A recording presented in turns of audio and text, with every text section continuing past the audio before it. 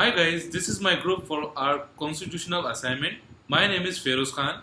My name is Natalie. My name is Karen. My name is Iwei. And my name is Sherry.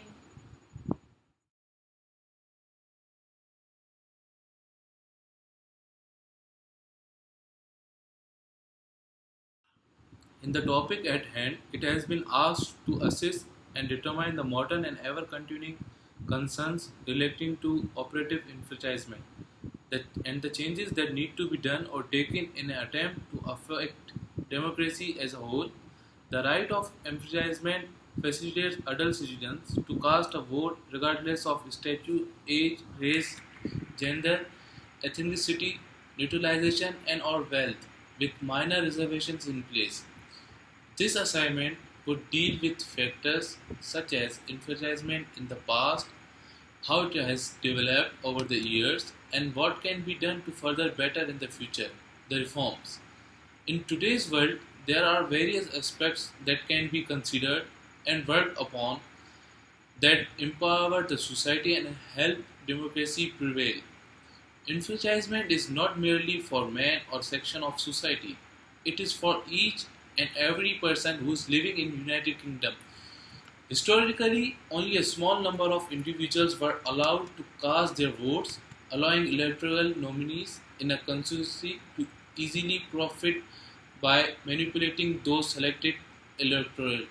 Initially, enfranchisement in the British system can find its origin somewhat in the Reform Acts of 1982, 1867, and 1884, where some men were given the right to cast vote, while women were not, until they stood up and demanded to be treated equal to men. Even if today men and women are allowed to vote equally, it still has remained a struggle for other segments of the society. However, currently various changes have been brought in order to improve the democratic quality of the electoral. There is a wide range of elections, potential voters, and all are directly or indirectly involved and affect the democracy of the country. The UK has clearly welcomed drastic changes, especially when in 2001 saw a record low turnout in 80 years during elections, which raised a big question mark on the electoral system and the future of democratic system in the United Kingdom. Now, one of my groupmates will talk about the next segment of our topic.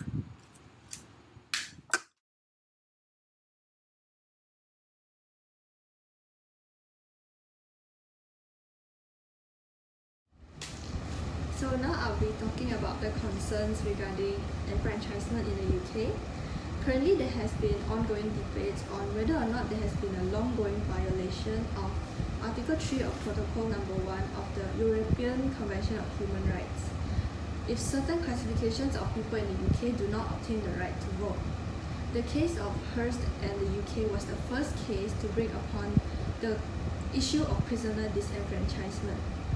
At the time, Section 3 of the Representation of People Act 1983 stated that convicted prisoners do not have suffrage to vote at any parliamentary or local elections. Despite there being a few exceptions, generally all prisoners do not have the right to vote, and they were prevented from exercising their right to vote while serving their sentences. Hearst, a prisoner, fought for his democratic suffrage on the grounds that there was a breach of Article 3 of Protocol Number 1 of the European Convention of Human Rights if he were to be retained from his right to vote. By interpreting the protocol purposively, it can be held that all citizens have the right to vote. However, the government brought in the concept of proportionality and explained how the disqualifications of prisoners' right to vote was actually functioning as a control mechanism to prevent crime and to impose civic responsibility and stimulate respect towards the law, to which the Grand Chamber, the GC, affirmed with.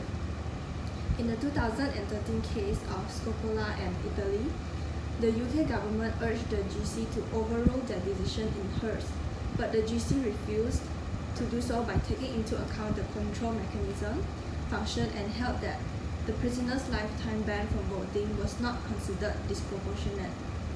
It is arguable that the decisions regarding cases on prisoner disenfranchisement has violated Article 3 of Protocol Number 1. Prisoners in the UK have been deprived from their supposedly imposed right to vote, and unpleasantly, aside from their ban from voting, some prisoners have even been denied their legal cause, as seen in the case of Firth and the UK. It is significant for the judiciary to take into account the protocol of the ECHR when making a decision regarding prisoner disenfranchisement. Furthermore, there have been arguments on whether or not immigrants should be enfranchised. Section 1, subsection 2 of the Representation of the People Act 2000 indicates the criteria to be entitled to vote, to which one of the provisions stated that the individual has to be a Commonwealth citizen. As there are evidently an increase in the number of immigrants in the UK, some has argued that they should be able to vote as long as any political decisions in the country affects them the same way as it affects actual residents.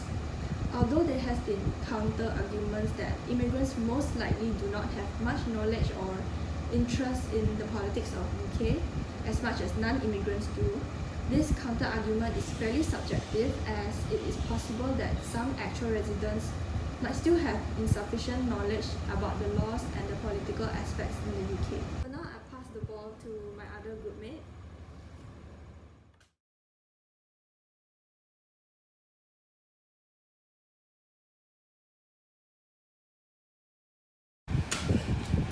Now I'm going to talk about the democracy. There are a number of groupings have been developed to interpret the increasing number of ineffectual democracies within the crossbreed zone between blatant autocracy and completely effectual democracy. In spite of this distinction of phrasing, researchers agree that the mode of disappointment within the implement of rule of law is the key figure isolating effectual against ineffectual democracies. By differentiate, there is an effort that has been made with progressive information on state of insufficiencies to deliver an uninterrupted index of effective democracies. This record may be a valuable instrument for democracy evaluation at a time when the aspect of ineffectual democracy is attaining importance. Nonetheless, the abstract of justification to notify the list of effectual democracy have not been laid out in an adequate details.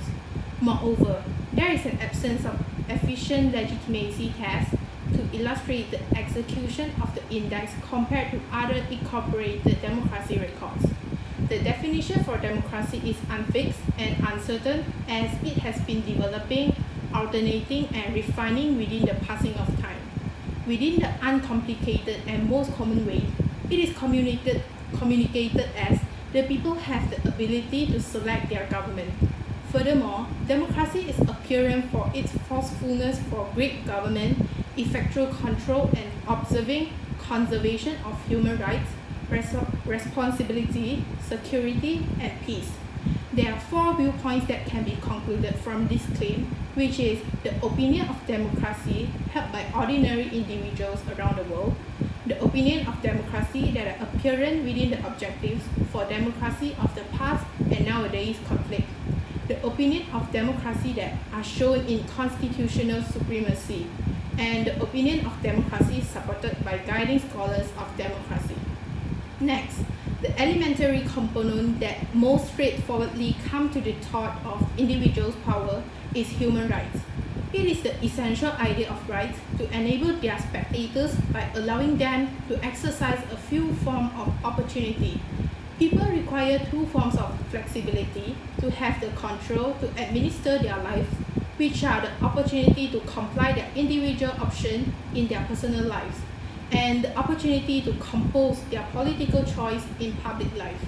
The primary form of opportunity is secret and is allowed by individual rights, while the other form is open and is allowed by political rights. In a straightening point of view, individual rights and political rights are unmistakable but not conflicting. Instead, individual rights and political rights balance each other in giving individuals the control to administer themselves. Right must be allowed in both personal and private life to empower people as as self-governance in state societies includes a personal life measurement and an open life measurement. Moreover, rule of law is a factor for human rights. Rule of law can be categorized as government bound to lawful norms. Rule of law in this moment is not a privileged feature of democracies. Therefore, government does not have to be democratic to be bound by the law.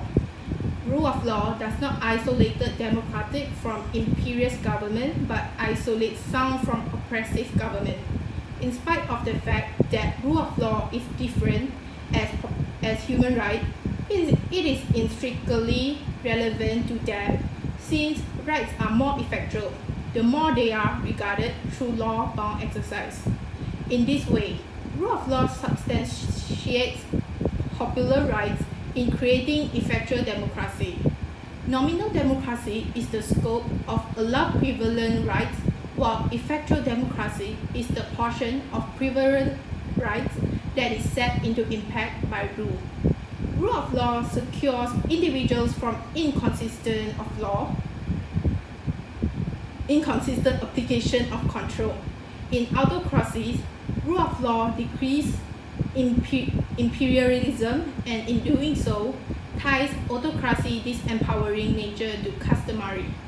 In this way, we are able to identify when rational autocracy, when rule of law is strong, from despotic autocracy when it is powerless. In democracy, rule of law sets into impact their entitling reason, isolating effectual democracy when rule of law is strong from ineffectual democracy when it is powerless. Next, I will pass the ball to my other group mates.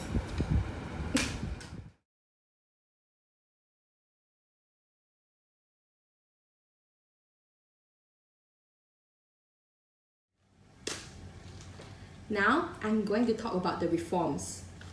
In the Reform Act of 1832, or well known as the Great Reform Act, a fair electoral system was established. In the past, only a few people could vote, and it was very easy to buy a small number of people's vote in a constituency. This handful of voters had the huge responsibilities of electing the 2 MPs in the parliament.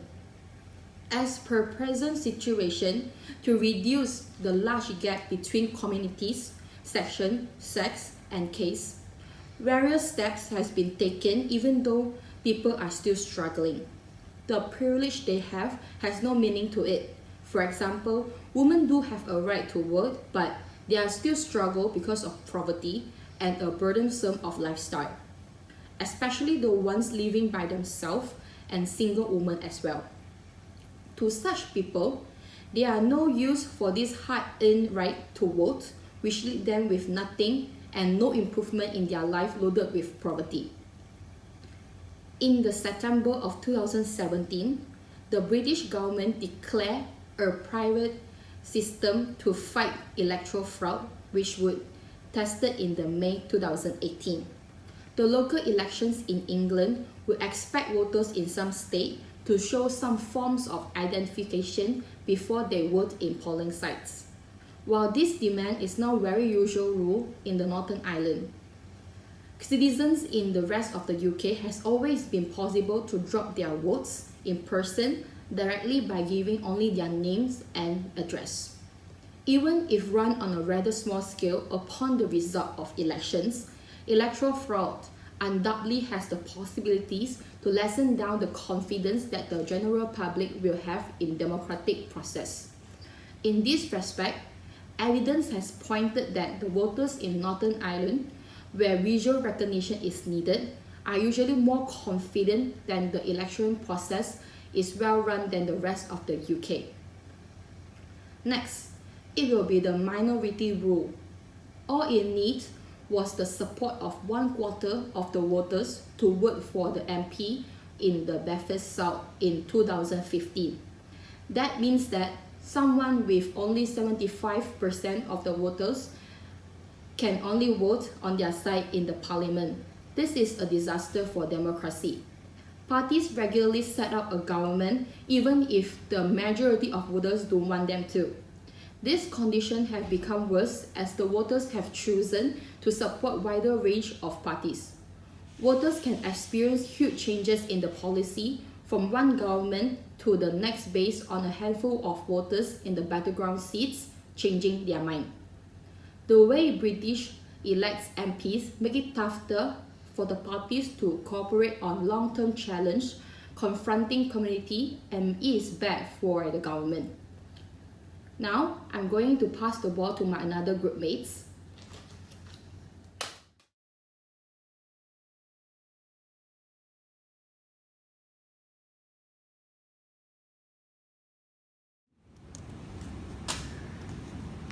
There are also other things besides enfranchisement. One of the example is transparency. As for transparency, it will be the will of the people expressed freely through authentic elections. Is the foundation for the authority of democratic government. In order for the political system to uphold deliberative democracy, political parties are required to declare a valid electoral process so that the members of the electorate will have the ability to cast an informed vote with the exact knowledge of what they are going to vote for. This is because the citizens have a right to know the validity of the political program besides having the right to vote. In other words, transparency is essential as to underpinning the public confidence in elections by not jeopardizing the free expression of popular will through organizing genuine elections, which must be based on universal and equal suffrage, is interwoven with the right of citizens to participate in government and public affairs, free of discrimination and without reasonable restrictions. Furthermore, state institutions can increase the public confidence in the credibility of electoral system by taking visible steps to make sure that the political system is neutral, proper, and open in a way that information regarding each of the districts is made available for the public, such as the electoral competitors and the citizens to scrutinize. Additionally, undertaking given by political contestants as well as civil society to commit themselves to proper actions can also boost public confidence. Governments are obliged to hold genuine elections, hence, state institutions must act politically unbiased and effectively in a genuine elections to ensure that fair electoral processes to take place, which are free from all the transgression or corruption. Election administration is central in this respect, but a significant number of other governmental agencies, as well as those seeking to be elected and those that monitor or observe, are vital to achieving authentic elections. International experience illustrates that inadequate public confidence in unbiasedness of election administration could disrupt a country. Moreover, there is less individual accountability when large shares of candidates are elected from the party list. Thus, more are associated with corruption, as individual accountability appears to be the most strongly tied to personal ballots. Therefore, the political system should regulate in a way that only small political parties are able to influence the public policies, even if the influence causes no significant change on the outcome. Hence, the Representation of the People Act 1983 governs the law in regard to election campaigns, which keep the amount of expenditure in check and controlling its lawful spending. Besides that, this question the legality of campaign as well as forbidding certain unlawful practices such as going beyond lawful limit of spending, bribery, cheating, and unduly influencing the elector by threatening or intimidating them. A bribe is defined as any money, gift, loan, or valuable consideration, office, place, or employment in order to influence how an elector will cast his or her vote. Treating occurs when a candidate offers or gives food or drink entertained with a view to influence how the elector will vote. A corrupt practice may be committed by any person, not just the candidate or his or her election agent. The election of a political leader would be rendered invalid as a result of the corrupt practices.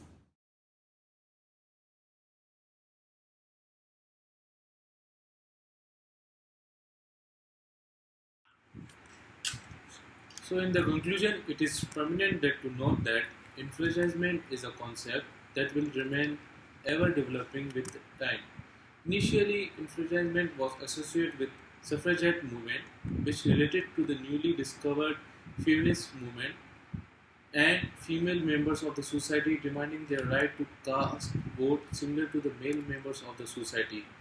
But through time, it has developed a lot and the concept of enfranchisement has come to envelop, embrace, and face new aspects and challenges with changing times, such as prisoners or immigrants demanding rights to vote. Enfranchisement has had external influence as has been noted above, for example, by Article 3 of Protocol Number 1 of the European Convention on Human Rights, the right to free elections, the discussion that ensues from giving a right to prisoners, immigrants, or other classification of citizens that exist is of immense importance when considering the future of enfranchisement.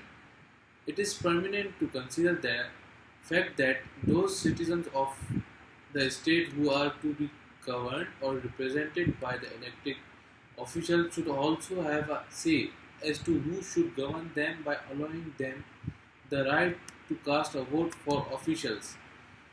They believe with further the cause of making laws and rules that would better further better their life, it is quite important for reforms to be implemented to deal with changing times, and it should be every law and regulation. However, at the same time, it still remains more important to consider that such reforms do not cause any kind of obstruction in the basic rights. Democracy is built on the representation of the majority, hence, it is important that everyone be allowed to put forward their voice to reflect them. A healthy development of enfranchisement is directly associated with a smooth democracy system in United Kingdom. I hope every one of you learned something through our assignment video. Thank you.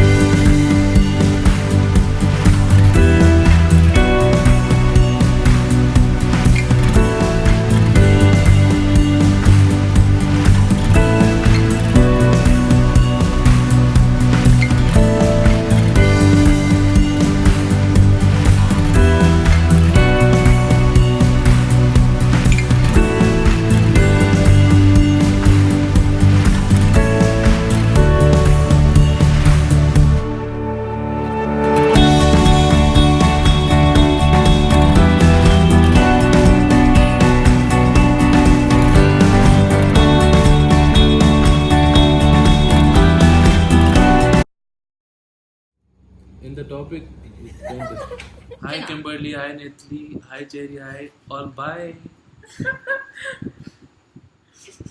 Hey, you guys see the new video? Let me think la, then we can record la. Done. Stop. Hi guys, this is my group for our assignment. First I will introduce myself, then my groupmates will introduce themselves. My name is Feroz. My name is Natalie. My name is Kylan. My name is Giwei. My name is Sherry. And we will be doing an assignment. Oh my god. Wait, You do it again. no, you can continue like that. I hope every one of you learned something through our assignment video. Thank you. 没有讲哦。我也是。 What did you say? I thought we would say like 你要讲你要提醒我们。我一定要讲